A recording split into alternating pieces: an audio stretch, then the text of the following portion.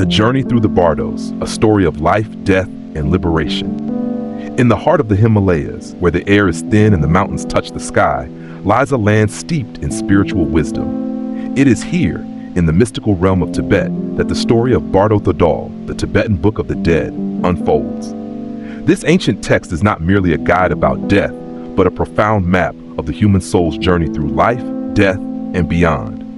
It is a story of liberation, of understanding the true nature of the mind, and of finding peace in the face of the unknown. Our story begins with Padmasambhava, the great master known as Guru Rinpoche, the precious master. Born in India, Padmasambhava was no ordinary monk.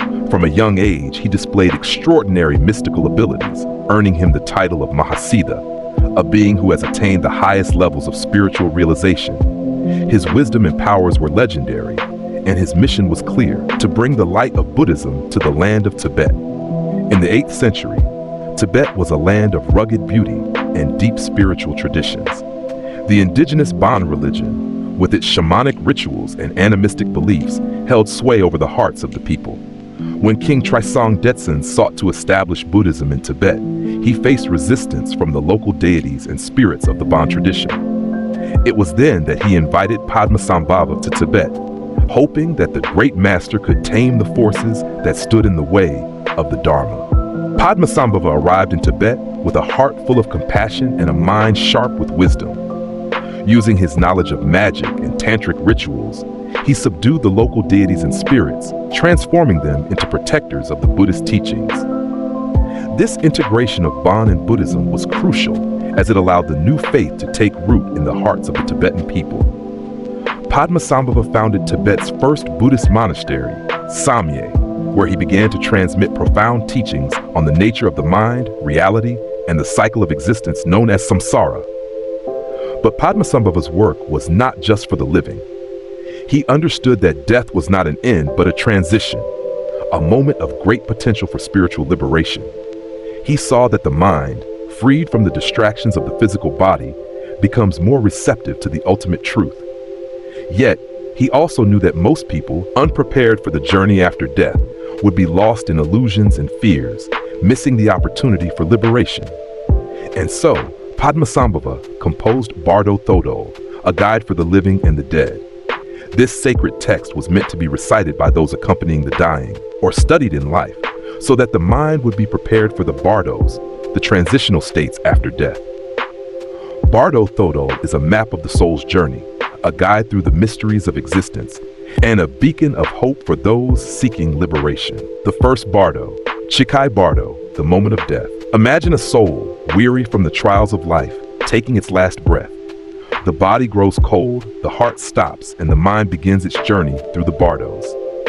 The first stage is Chikai Bardo, the moment of death. Here, the soul experiences the dissolution of the physical body, a process both terrifying and liberating. As the body falls away, the mind is freed from its material constraints. It enters a state of pure consciousness, where the boundaries of self and other dissolve. In this state, the soul encounters the clear light, a dazzling, pure, and immense radiance. This is the ultimate nature of the mind, a state of unconditional consciousness, where there is no duality, no fear, no attachment. For the prepared mind, this is the moment of liberation.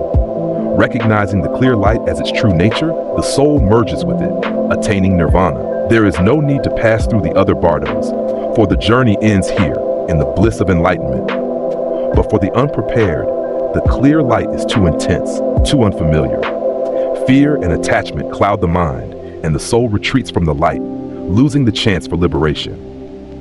And so the journey continues into the next Bardo, the second Bardo, Chonyid Bardo, the Bardo of mental projections. In the Chonyid Bardo, the soul finds itself in a realm of vivid visions, a world created entirely by the mind. Freed from the physical body, the mind projects its deepest fears, desires, and karmic imprints into the space around it.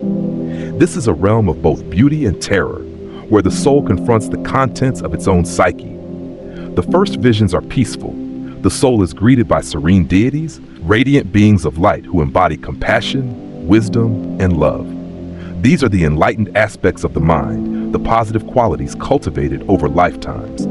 For the prepared soul, these visions are a source of comfort and guidance, a reminder of the mind's true nature. But for the unprepared, even these peaceful visions can be overwhelming. Doubt and fear creep in, and the soul retreats, unable to recognize the truth before it. And so the visions grow darker. The peaceful deities give way to wrathful ones, monstrous figures with flaming eyes and gnashing teeth.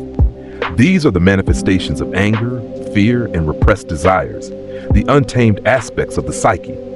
They are not external beings, but projections of the mind itself, reflecting the passions and attachments that bind the soul to the cycle of suffering. For the soul caught in these visions, the experience is terrifying. The wrathful deities seem real, their presence overwhelming. But Bardo Thodol offers a way out. It teaches the soul to recognize these visions as empty, as mere creations of the mind. By focusing on the clear light, the soul can dissolve the fear and attain liberation. Yet for many, the visions are too compelling. The soul becomes lost in the drama, unable to see beyond the illusions. And so the journey continues into the final Bardo, the third Bardo, Sidpa Bardo, the Bardo of rebirth. In the Sidpa Bardo, the soul faces its final test, the choice of rebirth. Driven by karma and attachment, the soul is drawn toward a new body, a new life. This is a time of great urgency, for the soul's next existence depends on the state of its mind. The soul experiences visions of couples in union, a metaphor for the creation of new life. These visions are magnetic, pulling the soul toward rebirth. For the unprepared, the pull is irresistible. The soul, driven by fear and desire, is drawn into a new body, beginning the cycle of samsara once again. But for the prepared, there is still a chance for liberation. By maintaining mindfulness and detachment, the soul can recognize these visions as empty, as mere projections of the mind. In this moment of clarity, the soul can choose to merge with the clear light, attaining liberation and breaking free from the cycle of rebirth. The meaning of Bardo Thodol. Bardo Thodol is more than a guide to the afterlife. It is a mirror reflecting the nature of the mind, a tool for self-discovery and spiritual growth. It teaches us that death is not an end, but a transition, a moment of great potential for liberation. The text reminds us that the journey through the Bardos is shaped by our actions, thoughts, and emotions in life. By cultivating mindfulness, compassion, and wisdom, we can prepare for the journey after death, facing the Bardos with clarity and peace. But Bardo Thodol is not just about death. It is a call to live fully in the present, to recognize the true nature of the mind, and to let go of the attachments that bind us to suffering. It is a guide to living a meaningful life, a life that prepares us for the final journey, a call to reflection. As we reflect on the teachings of Bardo Thodol, we are called to consider our own lives. Are we living with mindfulness and compassion? Are we preparing for the journey after death? Or are we lost in the illusions of the material world? Bardo Thodol invites us to look within, to explore the true nature of the mind, and to let go of the attachments that keep us bound to the cycle of suffering. It reminds us that liberation is not far away, but lies in our ability to be aware and mindful. In the end, Bardo Thodol is a story of hope.